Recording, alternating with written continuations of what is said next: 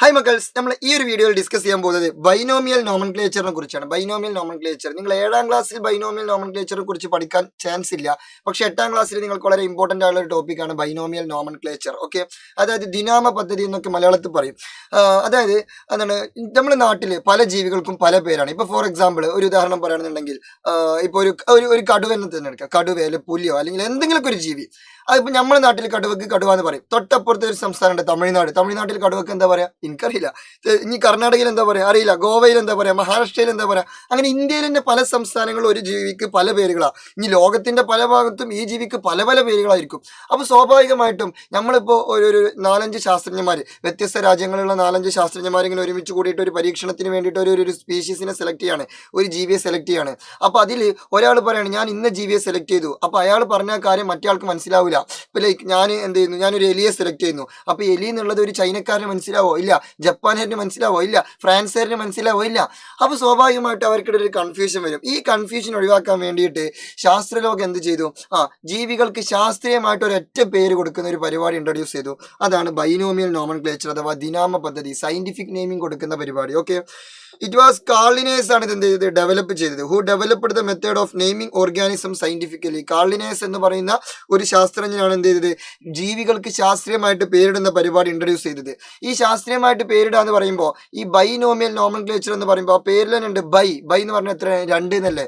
അപ്പോൾ ബൈനോമിയൽ എന്ന് പറയുമ്പോൾ അതിൽ 2 വാക്ക് വേണം. പേരിടുമ്പോൾ വെറുതെ പേരിടാൻ പറ്റില്ല, അതിനൊരു ക്രൈറ്റീരിയകളുണ്ട്.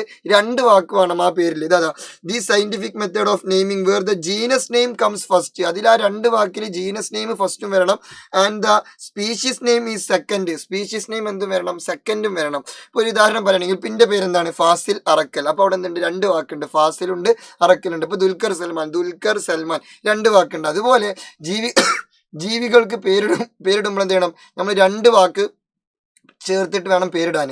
അതിൽ ഫസ്റ്റ് വാക്ക് എപ്പോഴും ആ ജീവിയുടെ ജീനസ് ഏതാണോ അതായിരിക്കണം ഫസ്റ്റ് വാക്ക്.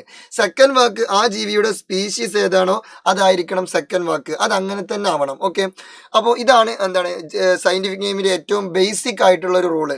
ഇത്തരത്തിൽ മനുഷ്യന്റെ സയന്റിഫിക് നെയിം എന്താണെന്ന് ചോദിച്ചാൽ ഹോമോ സാപ്പിയൻസ് എന്നാണ്. Homo sapiens.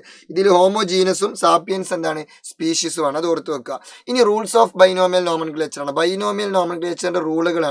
ഒന്നാമത്തെ റൂള് ഞാൻ നേരത്തെ പറഞ്ഞല്ലോ, അതിൽ എന്ത് വേണം, 2 പാർട്സ്, 2 പാർട്ട് വേണം. രണ്ടാമത്തെ റൂള് ഇതുപോലെ തന്നെ ഫസ്റ്റ് ജീനസ് നെയിമും ആൻഡ് സെക്കൻഡ് വേർഡ് എന്തായിരിക്കണം, സ്പീഷീസ് നെയിമും ആയിരിക്കണം. അത് അങ്ങനെ തന്നെ ആയിരിക്കണം. അത് നിങ്ങൾക്ക് ഇങ്ങനെ ഓർത്ത് വെക്കാം. ഫസ്റ്റ് ജീനസ് നെയിമാണ്, അപ്പൊ G1 ജി ഫസ്റ്റ്, സ്പീഷീസ് എന്താവണം, സെക്കൻഡ് ആവണം. ഇംഗ്ലീഷ് ആൽഫബറ്റിൽ ആദ്യം G ആണോ S ആണോ, ആദ്യം G ആണ്.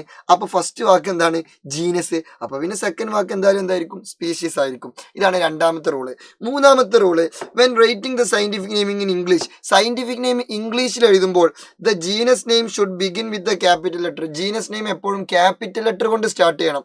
ഇപ്പൊ ഇവിടെ തൊട്ട് മുമ്പത്ത് നോക്കൂ, ഹോമോ സാപ്പിയൻസ്. ഇതിൽ ജീനസ് ഏതാണ്, ഫസ്റ്റ് വാക്ക് ഹോമോ ആണ്. അതെപ്പോഴും എങ്ങനെ, ക്യാപിറ്റൽ ലെറ്ററിൽ സ്റ്റാർട്ട് ചെയ്യണം. ഈ H ക്യാപിറ്റൽ ആണോ സ്മോൾ ആണോ, ക്യാപിറ്റൽ ആണ്. അത് കറക്റ്റ് അങ്ങനെ തന്നെ എഴുതിയതാണ്. അല്ലെങ്കിൽ ഇങ്ങനെ എഴുതിയാൽ മതിയായിരുന്നു, ഹോമോ എന്ന് ഇങ്ങനെ എഴുതിയാൽ പോരെ. അങ്ങനെ പോരാ, അത് തെറ്റാണ്. കാരണം സയന്റിഫിക് നെയിം എഴുതുമ്പോൾ അതിനൊരു റൂൾ ഉണ്ട്, ജീനസ് നെയിം എപ്പോഴും ക്യാപിറ്റൽ ആയിരിക്കണം. പിന്നെ ഇത് പ്രിന്റ് ചെയ്യുമ്പോൾ, ഇത് പുസ്തകത്തിൽ അച്ചടിച്ച് പ്രിന്റ് ചെയ്യുമ്പോൾ എന്തായിരിക്കണം, ഇറ്റാലിക്സിൽ പ്രിന്റ് ചെയ്യണം. ഇറ്റാലിക്സ് മീൻസ് ഇത് ചെരിക്കണം. അത് നോക്കൂ, ഈ ഫോണ്ട് ഒന്ന് ചെരിഞ്ഞിട്ടുള്ള ഫോണ്ട് അല്ലേ, ആ രീതിയിൽ ചെരിച്ചിട്ട് എന്ത് ചെയ്യണം, സെറ്റ് ചെയ്യണം. ഇതാണ് ഇതിന്റെ റൂൾസ്. ഇത്തരത്തിൽ ടൈഗറിന്റെ സയന്റിഫിക് നെയിം പാന്തേറ ടൈഗ്രീസ് ആണ്. കോക്കനട്ടിന്റെ സയന്റിഫിക് നെയിം കൊക്കോസ് ന്യൂസിഫറയാണ്. സിമ്പിൾ ആയിട്ട് കണക്ട് ചെയ്യാം. Tiger, Panthera tigris. രണ്ടിലും ടൈഗർ, ടൈഗ്രീസ്. Coconut, coco. അപ്പൊ Cocos nucifera. Simple connection. Okay, ഇനി ഡോഗിന്റെ സയന്റിഫിക് നെയിം എന്താണ്, കാനിസ് ലൂപ്പസ് ഫെമിലിയാരിസ് എന്നൊക്കെ ഓർത്ത് വെക്കുക. ഫെമിലിയാരിസ് എന്നാണ് വായിക്കുക, നിങ്ങൾ ഫാമിലി എന്ന് ആലോചിക്കുക. കാരണം നമ്മളെ ഫാമിലി മെമ്പറിനെ പോലെ കുറെ ആളുകൾ എന്ത് ചെയ്യാറുണ്ട്, പട്ടിയെ വീട്ടിൽ വളർത്താറുണ്ട് അല്ലേ. പട്ടിനെ ഭയങ്കര സ്നേഹിച്ചിട്ടൊക്കെ വളർത്തുന്ന ഒരു ഫാമിലി മെമ്പറിനെ പോലെ കണക്കാക്കുന്ന കുറെ പേരുണ്ട്. ഇപ്പൊ നമ്മുടെ നാട്ടിൽ തന്നെ ഇഷ്ടംപോലെ ആളുകൾ വീട്ടിൽ പട്ടിനെ വളർത്താറുണ്ട്. ഇപ്പൊ നിങ്ങളെ കുടുംബത്തിലോ അല്ലെങ്കിൽ നിങ്ങളെ കസിൻസൊക്കെ ആരെങ്കിലും അങ്ങനെ വളർത്തുണ്ടാവും. അപ്പൊ ആ രീതിയിൽ ആലോചിക്കുക, ഫാമിലി. അപ്പൊ കാനിസ് ലൂപ്പസ് ഫാമിലിയാരിസ് ഓർത്ത് വെക്കുക, ഒരു കണക്ഷൻ കിട്ടാൻ വേണ്ടിയിട്ടാട്ടോ. ഓക്കെ, അങ്ങനെയെങ്കിൽ എന്റെ മുത്തുമണികൾ സിംഹത്തിന്റെ സയന്റിഫിക് നെയിം ജസ്റ്റ് ഒന്ന് താഴെ കമന്റ് ചെയ്യുക. So see you soon. വീണ്ടും കാണാം. നിങ്ങളുടെ സ്വന്തം അറക്കൽ.